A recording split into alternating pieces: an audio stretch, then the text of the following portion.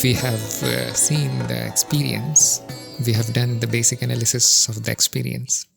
Now, there are some advanced questions about the nature of the experience itself.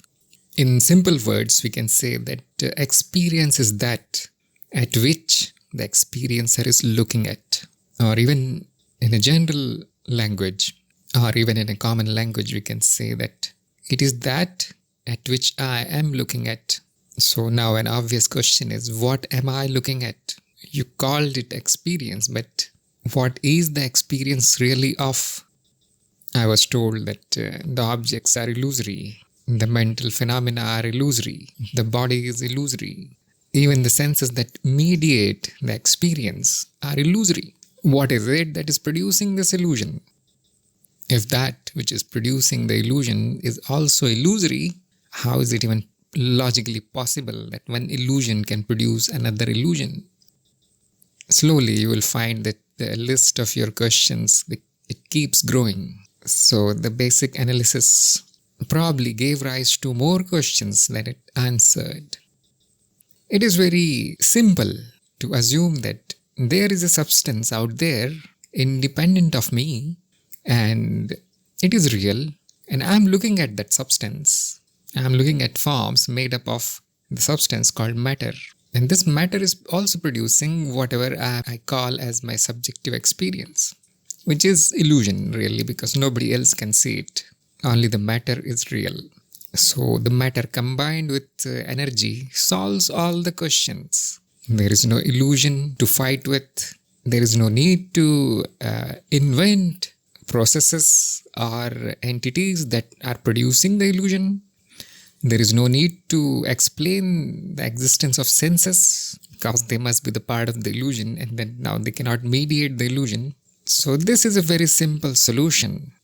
And as you can see, many people stick to it. They cannot comprehend this illusion business.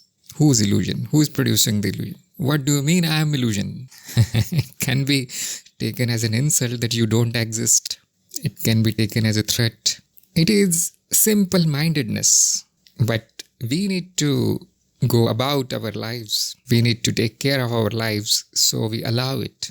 We allow this substance, we allow this matter, and we allow the reality of the person also. We acknowledge that you are a person, you are not an illusion, and we finish our daily business under these all assumptions, fully knowing that they are not true.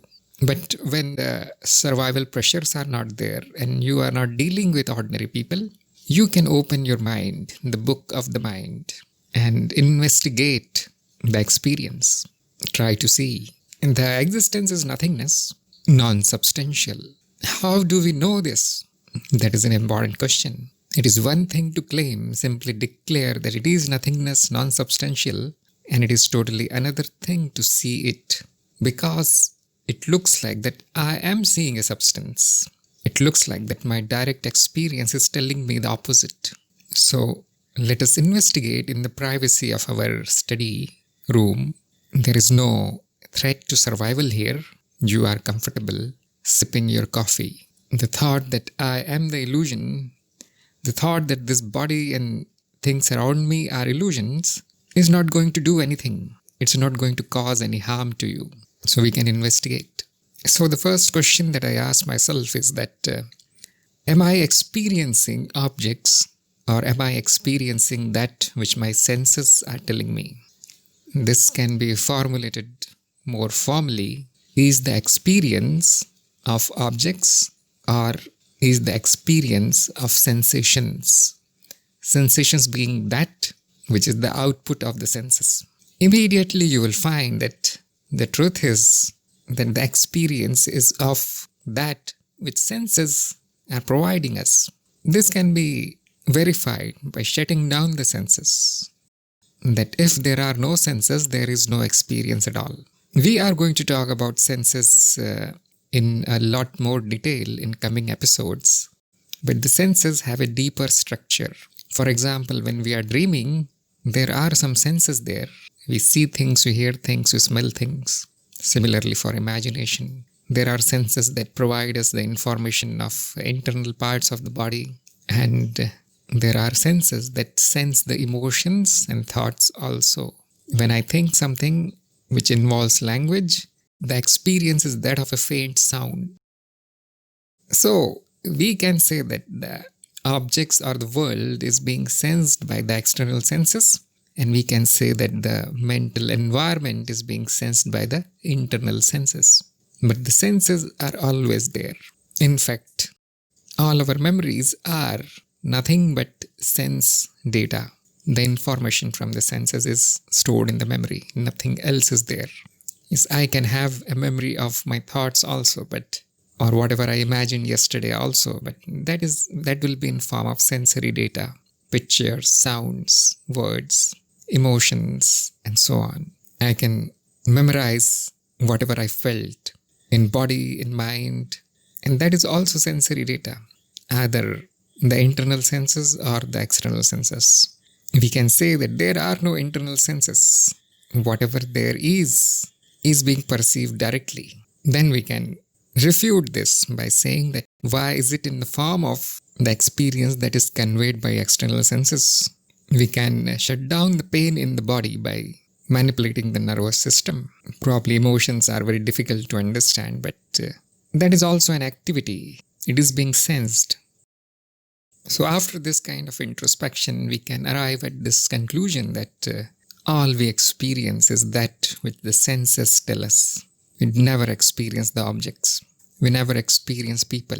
We never experience this body which I call me. And there is no separate mind except whatever the senses tell us, whatever the internal senses tell us. Which means I do not have any knowledge of what is triggering the senses. What are the senses sensing?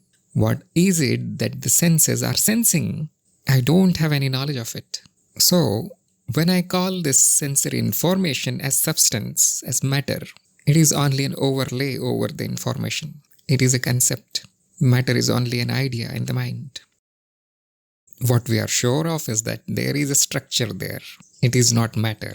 It is not a pile of atoms.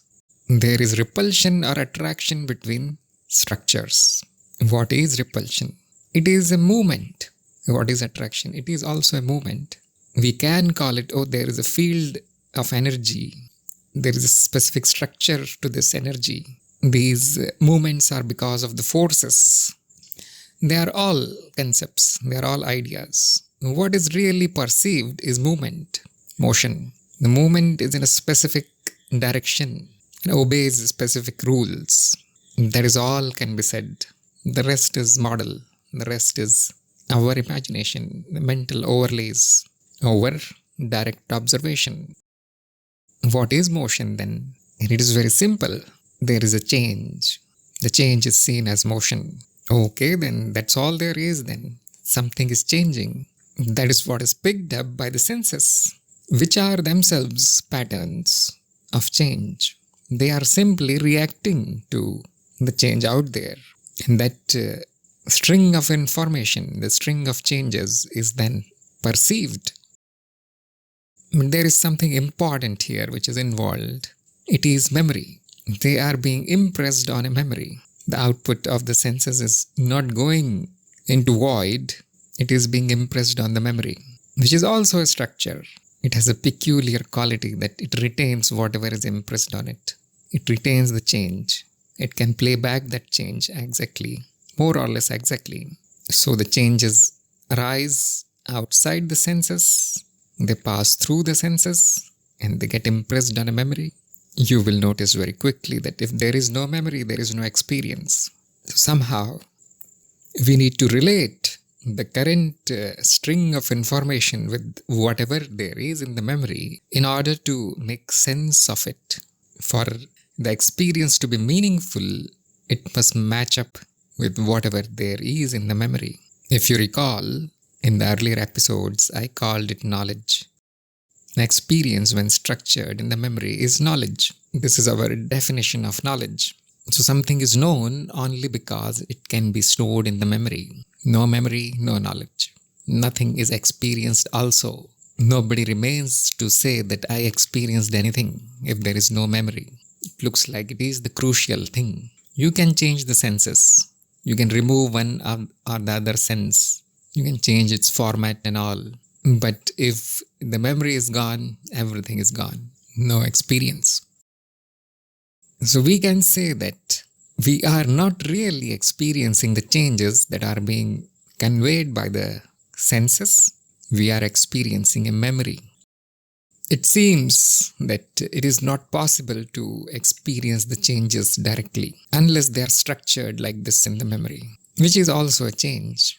There is no substance called memory. It is not made up of something.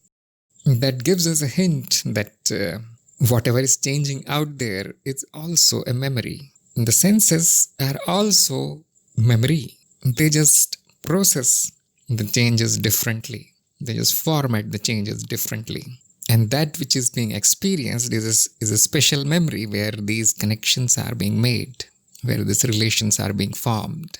The relations are being formed among the output of the senses, among the output of the parts of the memory that format the surrounding changes. So there is a substance, but it is not matter. It is not tiny balls of something. There is no energy or force also.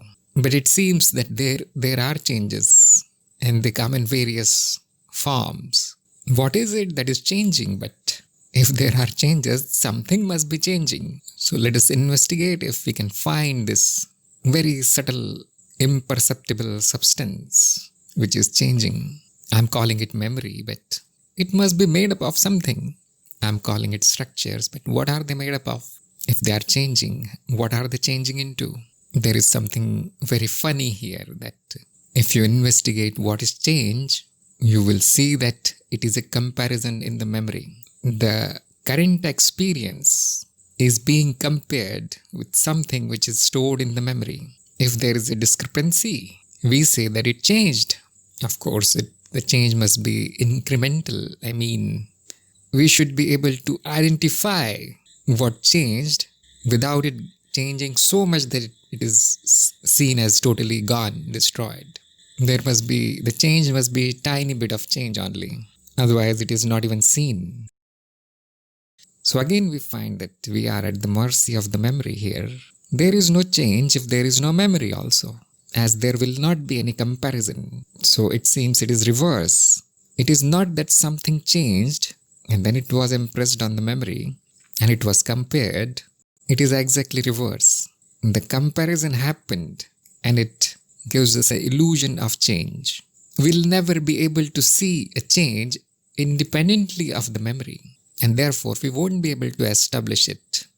We won't be able to establish that something changed.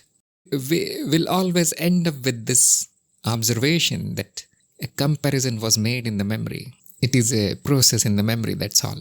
It is an event in the memory. Nothing is actually changing out there independently of the memory or the senses or anything else. There is nothing at all which can be established.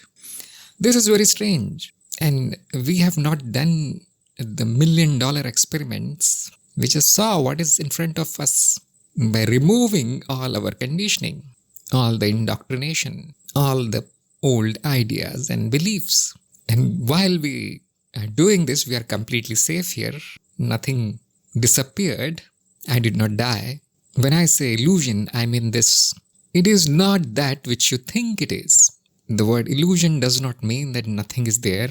It simply means that we think something else. We think it in terms of our indoctrination. Whatever we have heard from others and whatever was stuffed in our minds during our so-called education. They are opinions of others, that's all.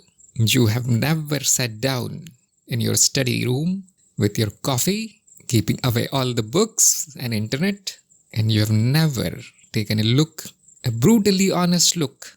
This is a pity.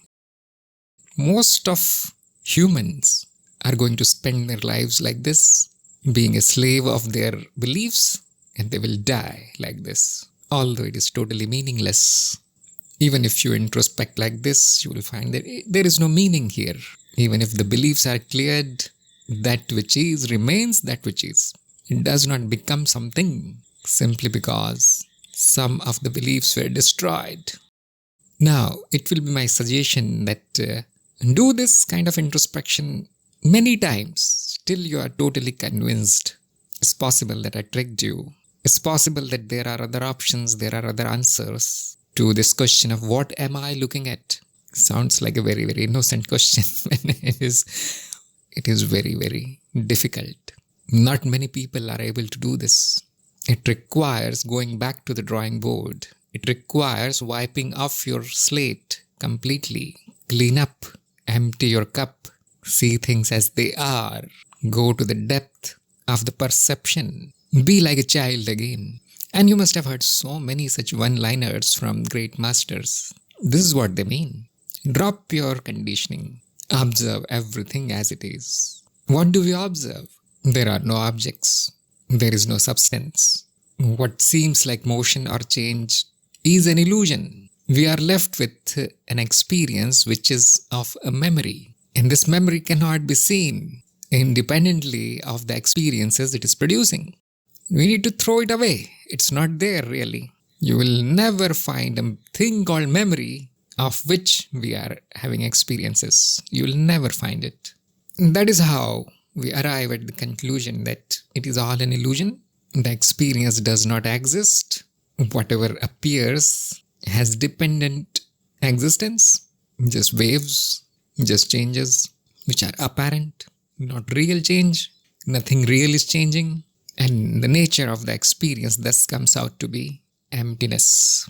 Since there is a possibility that there will be experience, because there is an experience, so we say that there are possibilities in emptiness. There is potential in emptiness to appear as experience. Because the mechanism is kind of not what you thought. It is just a series of illusions. It is a misunderstanding. It is misorganization of our own experiences in the memory. This is what I call as ignorance. Whatever is became misorganized, incorrectly organized because of the existing biases, indoctrination, conditioning. We trusted people and the result is a mess. Cleaning it up is knowledge. Actually, it looks like that the material model was very simple. It was simpler than this one. But actually this one is even more simple because now you can get rid of all the ideas and concepts. When I say that it is nothing, potential to appear as something, that's all I need. I do not need anything else. Still the experience can be explained.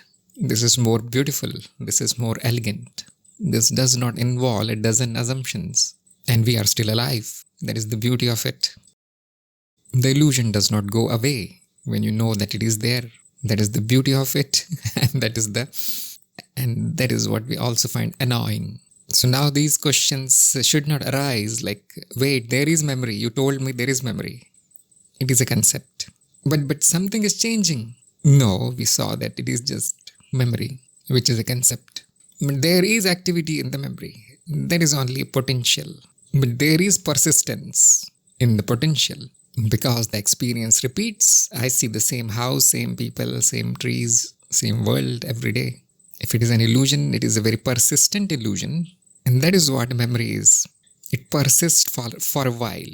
Otherwise, the impermanence is so great, it is so fast that no experience is produced. The more stable the memory is, the more meaningful the experience is. Persistence is just a synonym for memory. The illusory changes, they seem to persist for a while. Or since they persist, it looks like they are stationary. Time is an idea that is created out of how much something persists in the memory. Gone quickly, time has gone very fast. It stays, the time is slow, the duration is long. So the memory gives us the illusion of time also. So I have done this series on illusions, which I call transmissions. And there are a few episodes there where I pick something, I pick a subject, and it always boils down to memory somehow. Sometimes I call it mind also. That is more traditional word. If you look through the fog of concepts and ideas, You will find an emptiness with some potential. You will find an emptiness with infinite potential to appear as anything. Now, obviously, many people will doubt whatever was seen right now. There will be questions on it. Let's take some more questions. The potentials themselves, why are they not being witnessed directly? Why do we need senses? They can go and impress on the memory directly. You see, first of all, we have stepped into a model here. We have stepped into concepts here. Otherwise, there won't be any discussion. So imagine if everything, infinite amount of potentials, they impress on an infinite amount of memory. What will be the result? Nothing meaningful. All the change happen at once and is happening at once. And this will remain so for eternity. In other words, there is nothing. There is this pure existence. Even if the memory is persistent, everything, infinite amount of it will be persistent in a single moment, because there won't be any time or anything. This is just the pure form of existence. Nothing will be seen, which means emptiness, and everything will be here as a point, zero-dimensional point, this infinite potential. Out of these potentials, out of these possibilities, there is a possibility that a tiny bit of experience will be limited, and a tiny block of memory will store it, relate it with other patterns in it. This is a possibility. And you will see here it persists a little bit. Here it is not being influenced by everything else. And this experience simply shines. It is the one that is apparent among everything else, because there is nothing else, you see. There is just this infinite, zero-dimensional space. Nothing else is perceived. Only this much is perceived, which has been limited, which has formed some relations among other limited experiences. That one is apparent. So there is a necessity here. It is not that the senses are in fashion these days to acquire experiences. There won't be this usual experience if there are no limiting structures. Why are there limiting structures? Because that possibility is also there. Because infinite possibilities means everything is possible. This one is also possible. This particular configuration of changes is also possible. And that is what is manifested. Nothing else can be manifested. It's everything at once, which is equal to nothing being experienced. Yes, but why is there memory then? And that is another possibility. If you see that there is no storage device here, what is really happening is an echoing process. The changes impinge, the changes form a structure. It looks like it is about to vanish, but then they are echoed back into the structure. They keep copying themselves infinitely. This gives an illusion of persistence. Now, I know this is a very difficult matter. Nothing much can be said about it. We are going to go into more details of what the memory is and how it works in coming episodes. Right now, I'm just giving you an overview. And it is something very, very new for ordinary people. They have never heard these things before. So it will be difficult to understand. As soon as you say there is a structure which is storing the changes, you will need to establish the existence of that structure first, which is impossible. But the echoing of the changes which produce an apparent stable pattern, that is very much possible. It is like a standing wave. That is how all of the memories, that is what you call matter in ordinary language, simplistic concept. That is what it is, standing waves. A change that seems to be there for a while, that's all it is. So what are we witnessing? We are witnessing structures of standing waves. So, although it is premature, I'll introduce you to the word vibration with a capital V. This is what our experience is made up of. The memory is a vibration. Senses are vibrations. Whatever is being sensed is vibration. It's a dance of vibrations. Some of it is manifested. It shines forth. It is isolated out of the total chaos and randomness of vibrations. That is what I call as my experience. There is some little bit of meaning in it because meaningful relations are formed. Actually, That is all also illusion. There is no meaningful relation at all. It is our assumption that the relations are meaningful. They are dancing patterns, that's all it is, of nothing.